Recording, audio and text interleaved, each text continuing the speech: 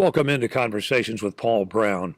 We have a special guest today who has been involved in helping residents of Anderson County in the worship content of what to do if somebody comes in and tries to harm the congregation. Lieutenant Todd Caron is our guest, and we're going to talk about what Anderson County has been doing and what they're going to be doing in the next couple of weeks to help train people how to confront a situation like that. I went to all elementary school through high school, Liberty High School in Pickens. Did you pretty much know what you wanted to do upon leaving Liberty High? Yes, I was going to go two directions. I was either going to go military or law enforcement. I was a part of the police cadet program or the Explorer program at Pickens County when I was 16. That allowed me to make undercover buys of alcohol through the state law enforcement division, Really? which allowed me to put them on my application when I applied places as an undercover informant because they actually paid me. When I graduated high school, the day I was supposed to take the ASVAB for the Marine Corps, I got hired by Pickens County as a dispatcher, and I kind of took that as a sign from God that that was the direction He wanted me to go. And at that point, David Stone was the sheriff. That's correct. Your time at Pickens County started in the dispatch room. Yes, then how did you move? I was actually living just inside of Anderson County, out near Slabtown. Back then, Sheriff Stone would not hire you if you did not live in Pickens County to be a road deputy. And so when I turned 21, put out my application throughout different areas, and someone knew my former supervisor at dispatch, and so she knew him and helped me get on down here to Anderson, and I have been here ever since. I tell people that I'm living the dream. When I was a kid, I wanted to be a police officer. Here I am. I got to do that. Yeah. I wanted to be a canine handler. I had the opportunity to do that. I wanted to be on a SWAT team. I had the opportunity to do that. Wow. So You're living the dream. Tell us a story about how you became a canine officer and what was so cool about that assignment. I became a canine officer, I think in 2001. So had been at the sheriff's office for about 5 years. I was on the SWAT team at the time, and there was 2 dogs coming available. We had, I'm wanting to say we had 2-3 dogs at the time, and we were adding 2 more to try to make it. One of those dogs was strictly for interdiction, and then they wanted to add 2 more dogs to have 1 dog on each patrol shift, so that if someone needed a dog, there was always one working. So I put in for it, got that position, was very excited about that, to have a canine partner. He was a full patrol dog. He did drug sniffing, bite work, or decoy work, as they call it, article searches, which is somebody threw a gun or something, he could try to find that, and then a tracking dog. The only thing he didn't do was bombs. And tell us about the relationship that you build with that officer. Don't you have to go to where he's being trained for a while? Yes. Myself and the other canine gentleman that got chosen to be the officer had to go train. I'm wanting to say it was another 8 weeks of training that we went. It may not have been that long, but every day we went and trained, and you build up the trust with the dog, and you've got to get the dog to trust you. You've got to learn how the dog reacts to certain situations, and that the dog doesn't react based on how you're handling the situation. When you first went there, were you assigned a dog, or did you have the ability to choose one? They had 2 dogs that the sheriff's office had purchased, and when we went up there, they took a look at us with our training, evaluated our family situations, and they chose the dog for us. Now, it was just a pick of the 2 dogs the sheriff's office had purchased, but they kind of tried to match the personality of the dog to the personality of the handler. Now, what people may not understand, Lieutenant, is that once you became a canine officer, once you take on a canine officer as your partner, theoretically, he becomes a part of the family. Yes, absolutely. Give us that side of the story. He stayed at my house. He's not a pet, per se. I didn't take him for walks around the neighborhood because I don't want people coming up and petting him. Right. He's not a pet. You don't want him that used to that many people. Well, you don't want him overly aggressive either. So he stays at your house, comes to work with you every day. If I had to leave to go to court on my day off and didn't take him, my wife would tell me how the dog just barked the entire time, mad because he saw that car was gone without him, and he wanted to go to work. And I guess before we go on, tell us a little bit about your experience with SWAT. I got on the SWAT team about 3 years in, something I always wanted to do, just that adrenaline side of it. Got to do that for a good while. I found out I had type 1 diabetes and decided it was time to make a change, and didn't want to have to be, lined up ready to make an entry and realizing my sugar was low and, not able to perform 100%. So I actually switched over to the crisis negotiation side, hostage negotiation. And I've been doing that for a long time now. And I am actually the team leader over our crisis negotiation team. And that at times can be stressful in itself. Absolutely. You get people that are, they will barricade themselves, and they've got really nothing they want to bargain for. They just want us to go away, and it's our job to, try to talk them into coming out, give them reasons to come out, and make them, you have to build that rapport with them, which a lot of times they don't want. Right. They don't want you building a rapport. And, it can be a challenge at times. Our guest this morning is Lieutenant Todd Caron. When we come back, we're going to talk about a new mission that he's on.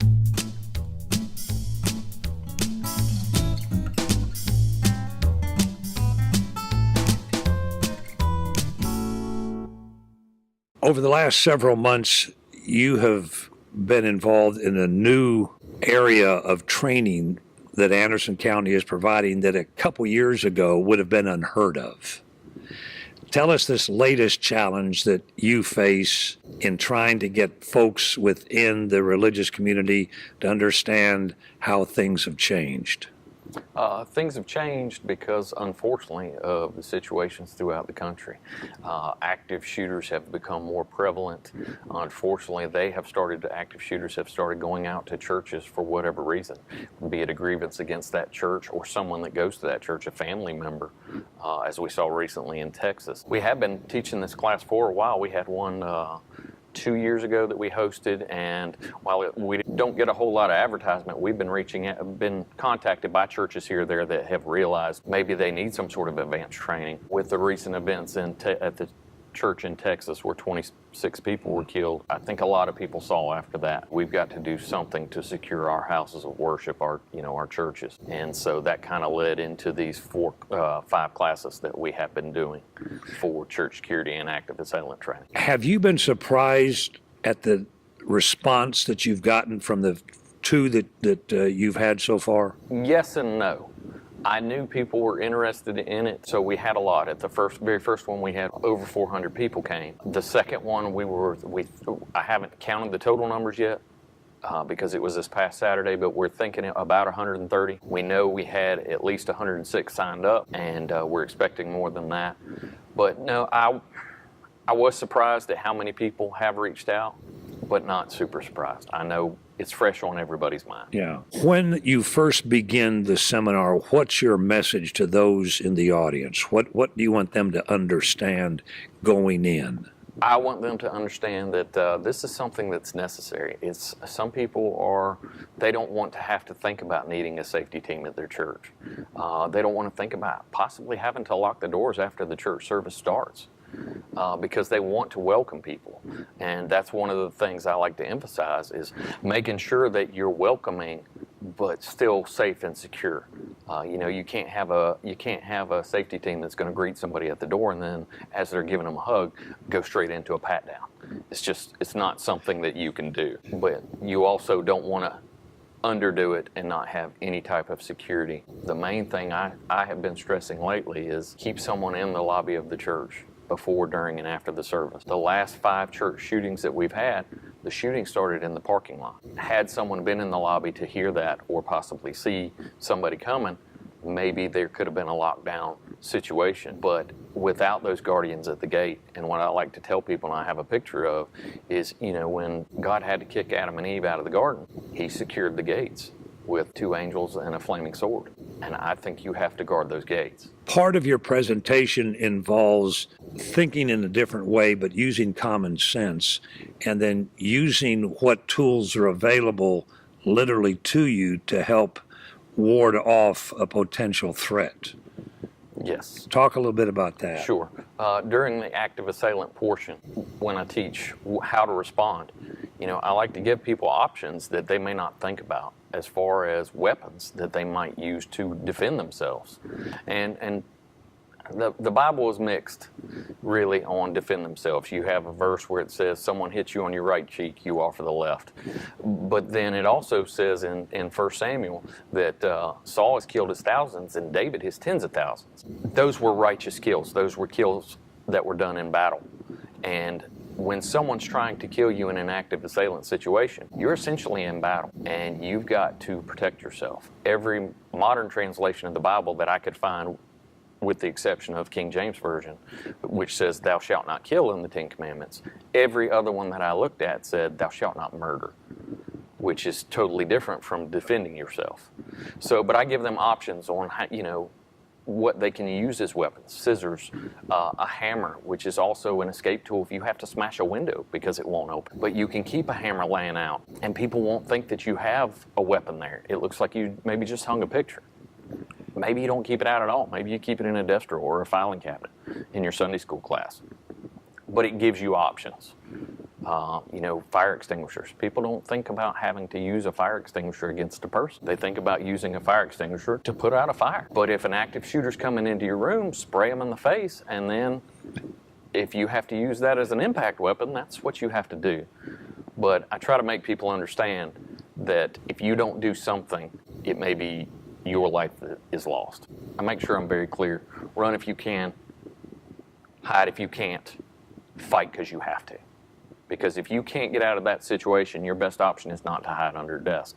Your best option is to be ready if the shooter comes in, because he can be taken down. That gun does not make him or her almighty and powerful.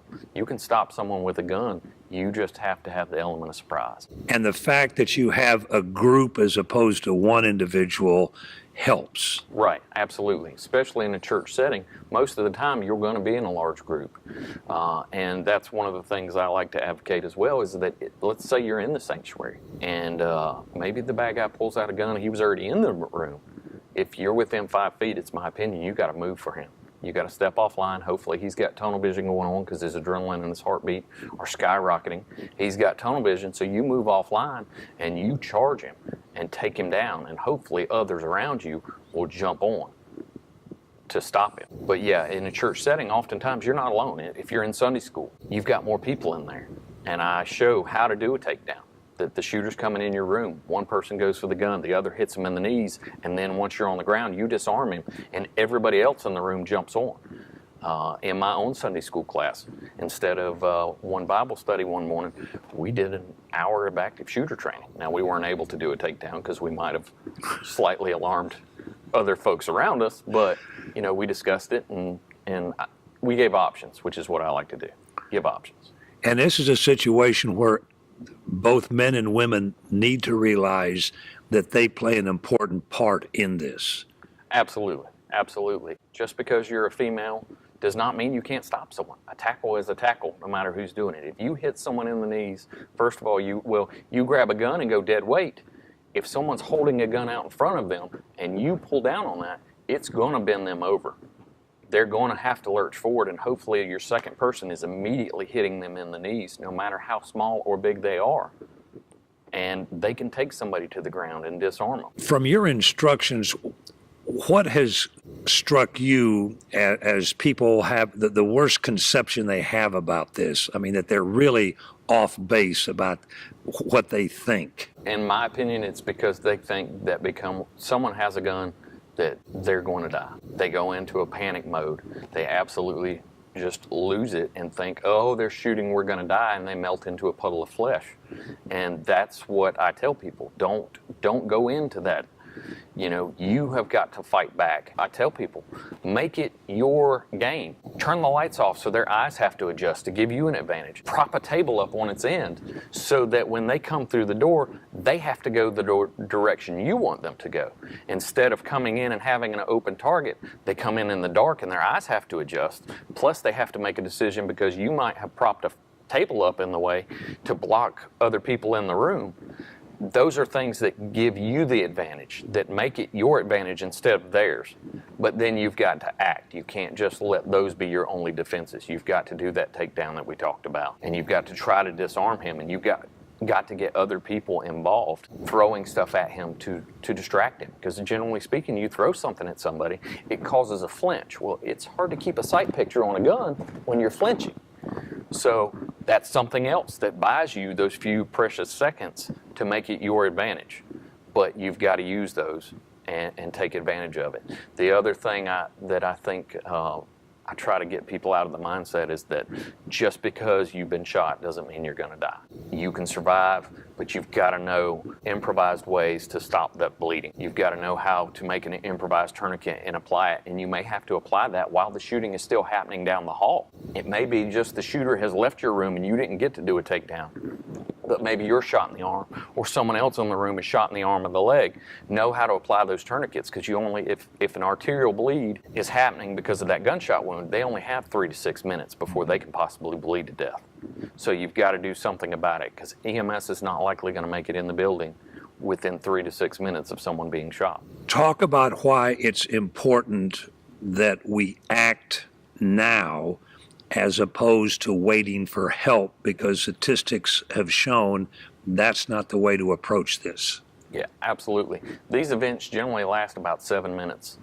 Average response time is close to 7 to 8 minutes, depending on where officers are coming from, how many officers are working that day. Sheriff McBride's done great that we have a good many officers working the road each day. But still, you've got to take into account that after these incidents start, you know, the officers got to get here, make sure they have a way in, and then try to find the bad guy. And that's what their role is finding that bad guy. So you've got to take immediate action. If the shooter's coming your way, I'm of the opinion you have to fight. You absolutely have to try to stop him if he's coming into your room. I don't advocate chasing somebody down. You're not going to make it against a gun trying to rush somebody. You've got to catch them by surprise because they're coming into your room, and it's going to be you or him. And if you don't act, it's probably going to be you. You've got to take action right then, right there. You have some breathing techniques that you gave.